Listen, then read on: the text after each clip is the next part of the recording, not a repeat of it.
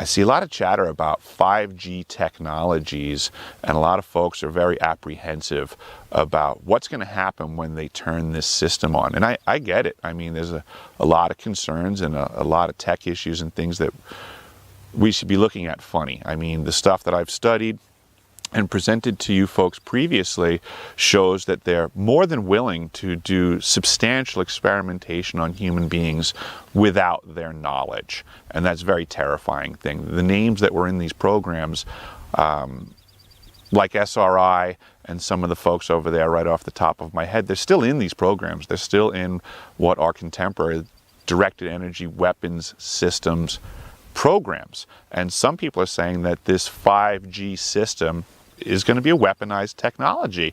It's a very fair concern. It's a good question. What does that mean? What are the signs and symptoms of this grid that everybody is afraid of? And they talk about the ability to change the feelings and mentalities and concepts that people are even thinking about. And that's pretty dangerous stuff. But I want to make people consider an even a bigger question is, what if this is a bigger deception? What if all the fears and threats that everybody think is coming down the pipe when the 5G system gets turned on, what if they really tricked you? What if that happened already when the 2G system got turned on? What if that's the big trick? That all of the things that you are concerned about happening in the future already happened in the past, and now you're already in that system, and the way that that system works would have you not knowing it. I mean, that's what I kind of hear everybody saying is the concern in the future is that when this system turns on, you're going to be out of your mind. You're not going to control your own thoughts. And I just wonder, how would we know? How would you tell? You tell me. If 5G happened when 2G occurred, what would be the signs and symptoms? How would we know?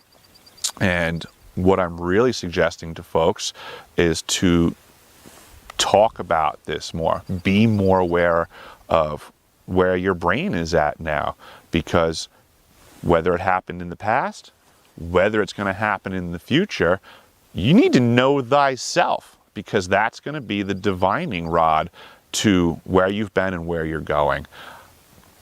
I suggest you pay attention to where you're at right now.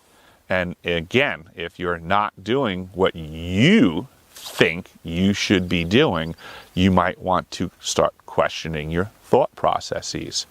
So that's basically where my thoughts are at today, and I suggest you guys get your thoughts on the thought topic and get out of your house and start doing what you think is best, and always promote others doing the same thing. Another thing I wanted to bring to your attention was the idea of the rules of engagement against a system that you unknowingly are in combat with. If this is a World War III situation, if that's the case, what are these rules of engagement, and what might be some tactics for you to disengage if this becomes a mind control war with a system that's overreaching, if that's the case. So here's some hints for disengaging from an overreaching system if you're afraid of that. Pay cash. Stop announcing every move that you make to the system. If you're concerned about being systemically habitualized, change your habits.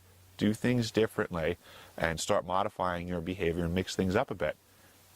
It could help. Don't keep signaling everything you're going to do. Change it up. Help others do the same thing.